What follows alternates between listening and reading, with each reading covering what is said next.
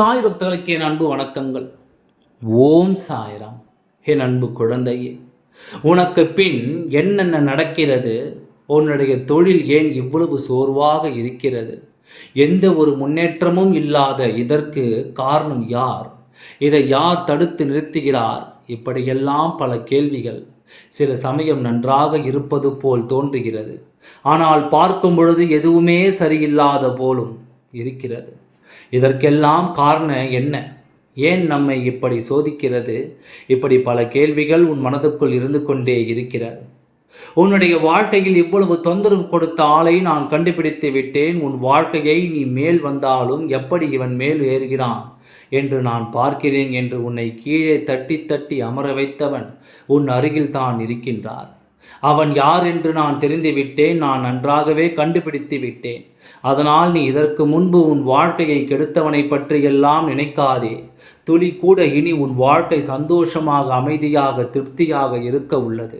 அதை மட்டுமே நினைத்துக்கொள். ஏனென்றால் நடந்து முடிந்த விஷயத்தை எல்லாம் நினைக்கக்கூடாது. இனி நாம் எப்படி இருக்கப் போகிறோம் என்று தான் நடக்க வேண்டுமே தவிர, உன் வாழ்க்கையில் உனக்கு தொந்தரவு கொடுத்தவனுடைய வாழ்க்கையை நான் கெடுப்பேன்.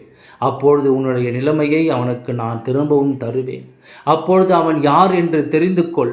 உன்னுடைய தொழிலில் பக்கத்தில் தான் இருக்கின்றான். ஆனால் சீக்கிரமாகவே சொல்கிறேன், அவனுடைய தேவையில்லாத இந்த ஆட்டமானது முடியவில்லை.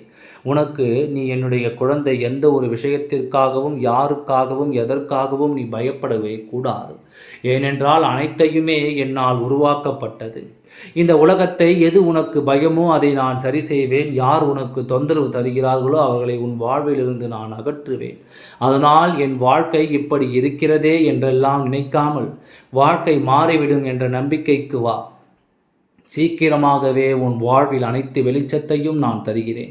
என்னுடைய குழந்தையாக இருக்கும் நீ என்றுமே நிம்மதியாகத்தான் இருப்பாய். ஒரு நாளும் ஒரு பொழுதும் நீ கலங்க மாட்டாய்.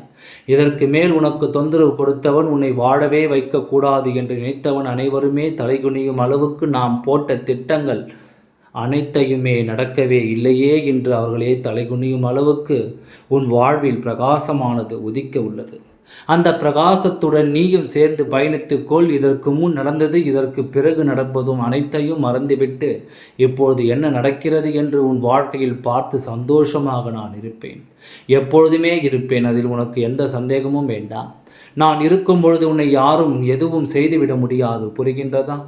ஓம் சாய்ராம். நன்றி, வணக்கம்.